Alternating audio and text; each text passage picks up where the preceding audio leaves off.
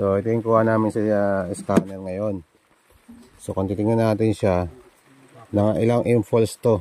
1, 2, 3, 4, 5, 6. Ibig sabihin, mga 4 impulse sa radar.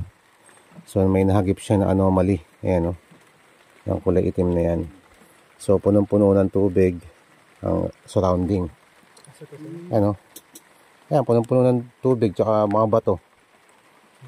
Ayan. Mga bato yan eh. Tapos tubig ang surrounding. May mga bato ba? So may mga bato. Ayan o. Sunod-sunod. Tapos surrounding niya puno ng tubig.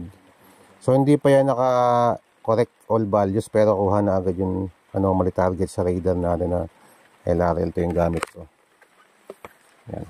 So, radar LRL. Ayan. So nakita natin yan. Ayan o. Lagyan ko ng onting kulay. So, nakakaduda na yan. Bakit may ganyan sa ilalim yan? May ganyan. Tingnan natin Check natin yung Ibig sabihin, ito, naiba to dito, papasok yan. Dati itong may butas doon. Sa kabila, dito, may butas dati. Ito, pinasok niya. Tapos may mga bato. Tapos tubig. Tapos lupa,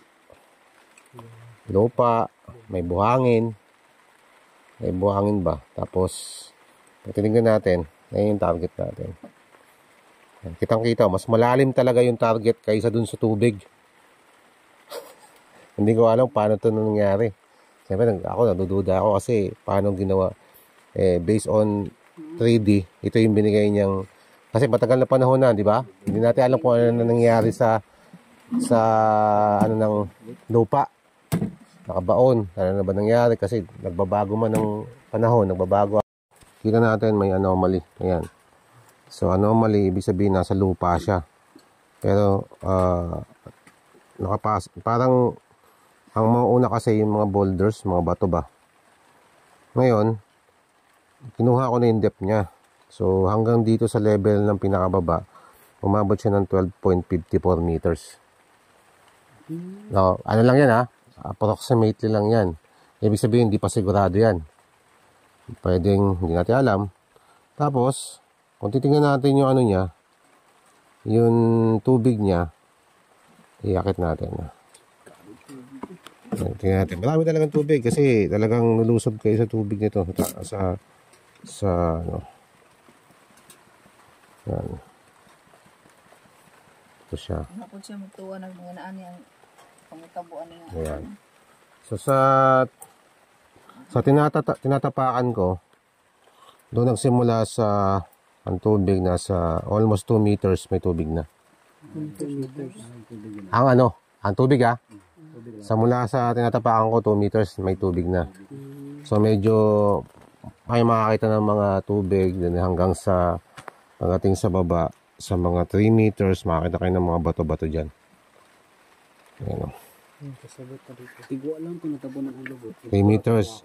Hanggang 4 meters to 5 meters, may mga bato.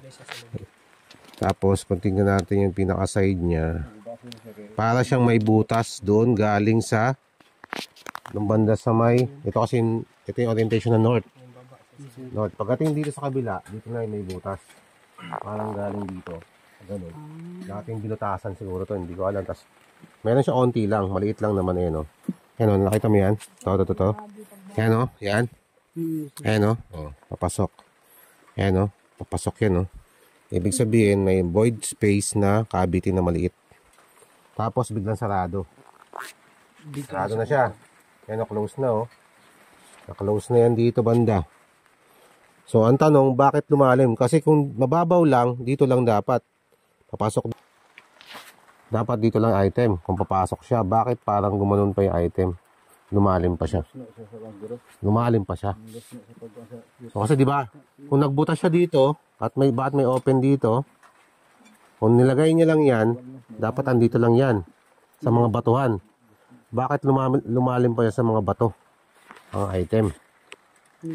Bumaba Kasi kung yung item, kung nakakuha, siya doon, nag-drip siya doon, dapat andito lang yung item. Ba't bumaba? lumayo. Oo. Ang ibig sabihin ba? Kailangan, nagbabase kasi tayo sa explanation ng ano ng gadget. Kasi base sa sabi nyo, base sa naman sa explanation sa gadget, so nag-ano lang ako ba? Nakikinig lang ako sa inyo. Ano ba talaga yung nangyari sa ano?